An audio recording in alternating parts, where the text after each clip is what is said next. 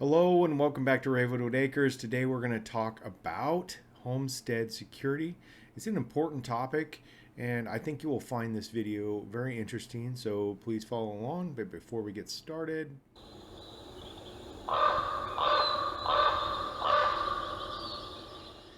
hey, if you find this subject and other things that we talk about over here at Ravenwood Acres interesting, please subscribe to the channel and follow us at our website, theravenwoodacres.com, and our other social media links, which will be linked down below. All right. Okay, so, it's, in my opinion, this is a very overlooked subject of living on a homestead or living in a rural America. We tend to let our guards down depending on where we live because maybe the crime rates are low in our area or tend to be low in our area. But I think current affairs have shown us that crime is on the rise and people are looking to take advantage of your lack of security protocols on your property. And I have some recommendations for you today. So let's get started with, we got several subject areas as you see here. We're going to talk access control, surveillance, barriers, deterrence, and criminal intel, or just intel, right? All right, so access control is a term that's commonly used in the physical security world with a lot of businesses and stuff like that. And for them, it's having a building and having lots of people that are required access, or that require that permanent access, or regular access, meaning an employee, and then guest access. So they use that system for this.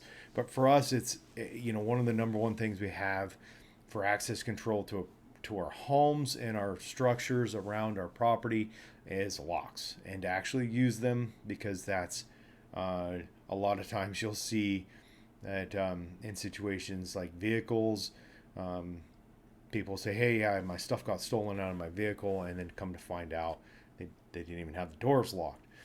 And we'll talk that a little bit more in detail here in a second. We've added electronic locks, which I think are a great addition. The little keypads that allows you that keyless entry, which is very useful if someone forgets their key or whatnot. You don't have to do that whole hide a key thing anymore, which can be definitely exploited if you don't use very good systems to hide that key, which most people don't. They're lazy and don't take offense, because we all do it. I do it too. And then the smart locks, or the smart systems.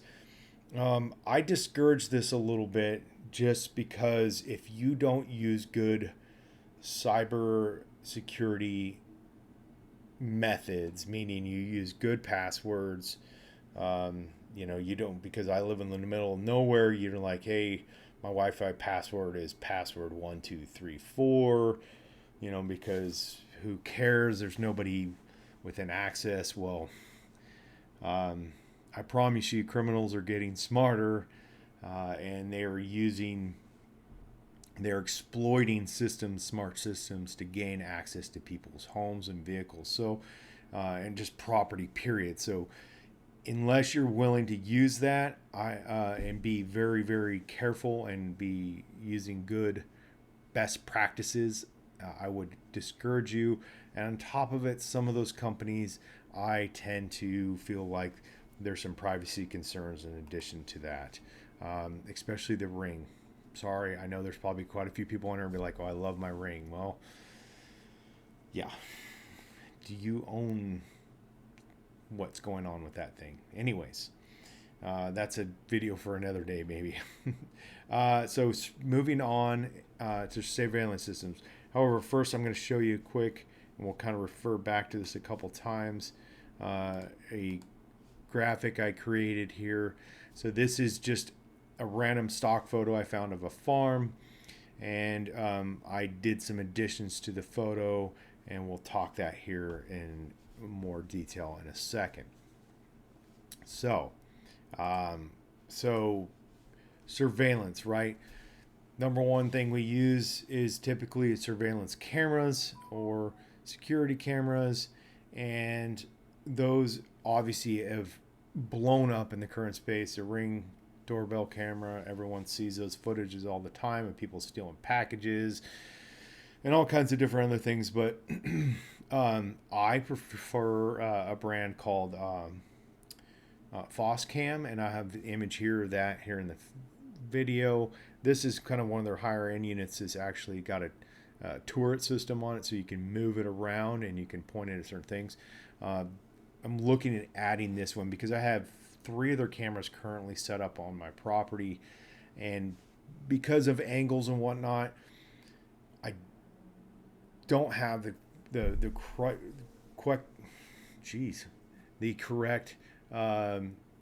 without adding several cameras. There's certain portions of my property that I would have that I can't see because of just the angles there. Well, with a camera like this, I would be able to move it around, which I think is a better option instead of adding multiple cameras. They're over IP, so they're over my Wi-Fi network, and they have internal SD cards as a backup. And of course, they can also, if you pay for the subscription, they will go to their their cloud system, so you could access it that way. If maybe the camera was damaged, someone bashed your camera in because they didn't want to get caught.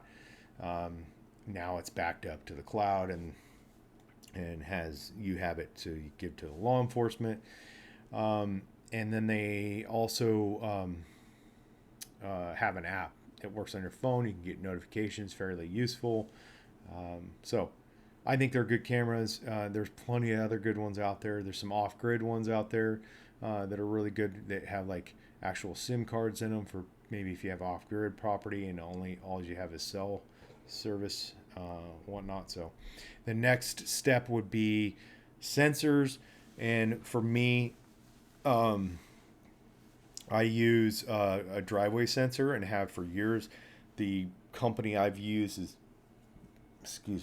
Chamberlain, and their system, I don't know if they still make it, but I used it for years. It used to be available. Got mine off of Northern Tool originally. Bought an additional sensor off of Amazon, and I don't use a second sensor right now. It can use up to 4. The guard line seems, as what I have in the video here, seems to be the most popular, one of the more popular systems right now. I do kind of like how they have their setup where the monitoring station will show you which sensor lights up. The Chamberlain one setup is the number of beeps is associated with the number of sensors, which can get in a high stress situation might get a little confusing. All right, so if you referring back to that image, you see there I have the red dashed lines as fencing, which we'll talk, that's barriers, that's next. But you see the gate there, and then there's a sensor next to the gate. That's your driveway sensor, right? That tells you that someone either on foot or vehicle has entered your driveway. This is very useful. If, depending on the length of your driveway, definitely don't put it to where, like, especially if your driveway's in one of those spots where people like to use it to turn around or whatever, and then you're just going to get annoyed by it. But with mine, where it's located, they've already passed my gate. Ideally, I could probably put one in front of the gate. The gate is because now we're on to barriers, is a great obstacle for vehicles, right? To prevent someone from driving up your driveway. However, mine's a manual gate, and guess what? We tend not to lock it unless when we're out of town, which is a really, really bad habit. I'm admitting my own mistakes right here in front of you, because that will tell someone, guess what? If they're watching my property, they'll start to figure out, hey, the only time I see that gate locked is when they're gone. So I'm telling people I'm gone. So I am looking to add a ghost control system to that, so that it has its own entry keypad and video, which will also give you an alert when someone's at the gate. So that's a good, as you see here in the video, that is a good system. Of course, all these things cost money, and I understand everyone's on a budget, so am I. And then fences, as you see in the dashed lines, those are great physical barriers. Terrain can be a barrier depending on your terrain, hills, creeks, rivers, ponds, things that will make it to where either they won't maybe stop people, but they will funnel them in a certain direction. Distance can be one. If you're way away from the road, you see I picked this farmhouse for one reason. It's right off, it looks like a little county road there, which is a disadvantage because someone can survey your property from the road and kind of try to maybe get an assessment on whether or not you're home or not, those type of things. So distance can be a helping factor. Like in my situation, I have slope property, a creek in between us and the road, but it's very easily crossed. But they're still going to have to go down and beat through the brush. A very narrow, steep driveway that goes through a choke point where the gate's at, and that prevents people from knowing exactly, like, they don't really know what they're getting into. In fact, I get delivery drivers sometimes that will just, I had one guy walk up the driveway one time because he thought he was going to get stuck or something. He didn't know what to expect because they can't see what's up there, so they get a little freaked out, especially if they're not from the country. So it is what it is. So it's worked as its own deterrence as we get onto that subject, which is the next. Signs. I don't think signs work that great. They might be a little bit, you can have, as you see here, the no trespassing, the surveillance. Those things are only going to keep honest people honest, in my opinion. And in fact, so many people use them, like even alarm systems. People joke about like stealing their neighbor's alarm system sign out of the yard, but that I don't know if a lot of criminals even pay much mind to them. Lights are a great deterrent, right? People want to be in the shadows, in the dark. If you got motion lights, those are a great deterrent. Or if they're on all the time, you see a lot of big businesses and stuff like that have perimeter lighting to, kind of light everything up to where no one's hiding. Basically prevent people from sneaking around, hiding in the shadows. Mine, so in my situation, if you take the driveway sensor, the surveillance cameras that also give me, like, send over the app, they give me a notification if I so choose, and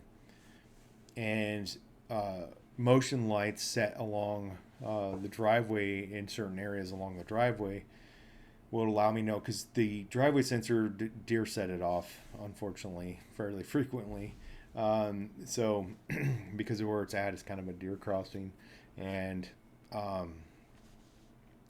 however, past that sensor up a ways, I have a motion light, and that will, if I hear the sensor go off and I get up in the middle of the night and I go out and I see that motion light on, and then there's another motion light further up the driveway, I'm like, okay, something has moved all the way up the driveway, whether on foot or in a vehicle. Most likely a vehicle. I would notice it at this point in time. So it would likely be someone on foot. So, the threat level goes up in that situation. Never happened, actually. So fortunately, had lots of false alarms, and they're usually animals. And then guard animals, guard dogs. I'm not really going to talk like actual guard dog because that's a whole subject in its own. But just a dog that barks when they hear someone's drive up. They have better hearing than we do. Someone pulls up the driveway. Your sensor doesn't wake you up because you're in a heavy sleeper, and then next thing you know, your dog's barking like crazy. Well, now there's someone at your home. That's a good thing. Or someone's outside your house messing around. So dogs can be very helpful. I mean, guard animals, I say that because, like, I've heard of people like guard geese that make a ruckus when someone comes in and around the farm. So those are all things that can benefit you on the homestead. All right, so we're going to wrap this up here with the intel, and that's really your deterrence as far as, like, not deterrence, but knowing what's going on, your criminal intelligence, knowing what's going on in your local area, what type of tactics are they using. Example, when we lived in Las Vegas, Nevada, crime was, like a lot of big cities, there was a lot of issues with crime. We didn't live in a horrible, horrible area, but that didn't mean that there wasn't crime in that area. And when the, um, one of the tactics they were using is they would use typically a female that would knock at the front door. So a lot of times someone, they would let their guard down because it's just one, young lady or something like that at the front door. They would answer the door. That person's job was to distract you while people came in the back door and they went over your back gate and into your backyard, usually a group of men, and then he was typically armed. They would come in and arm rob, pull guns on you and then rob you and, rob your home and then leave. So, I heard about that and, didn't matter who was out knocking on the door. Had a guy one time show up, was wearing like a cable TV outfit, but it was at like 7:30 at night. I was like, no, get out of here, go away, and it was a guy even like I wouldn't open the door, like I was like, just go away. I could see him through the people and I had a camera too. So I was like, just get lost. And, he was all kind of huffy and puffy and offended that I was telling him to go away. But, today's day and age, people will wear UPS outfits and, make it look like they work for the utility companies, do all kinds of things. So knowing what kind of tactics these criminals that get very creative are trying to use is very important to help you protect you and you need to make sure that you're not just whoever's watching this video, that you teach this to your family too, because it only takes one break in the chain, right, for this all to fall apart. Just like I was talking about, like using locks. If you don't lock the doors to your car, and you have a garage door open in your car, and your house is locked, but your garage is now unlocked. So just think about things like that. It just takes one little thing, one little access point, and once they have that access point, now you and your family are at risk, and your property. Bare minimum, your property's at risk, and worst case scenario, you and your family are at risk. So take this all in consideration. I appreciate you all watching. If you have any questions, comments, concerns, post them in the comments section down below. Check out all of our links and social media links down below to follow along with us at theravenwoodacres.com, linked in the website. And subscribe to the channel if you haven't already. Have a great day.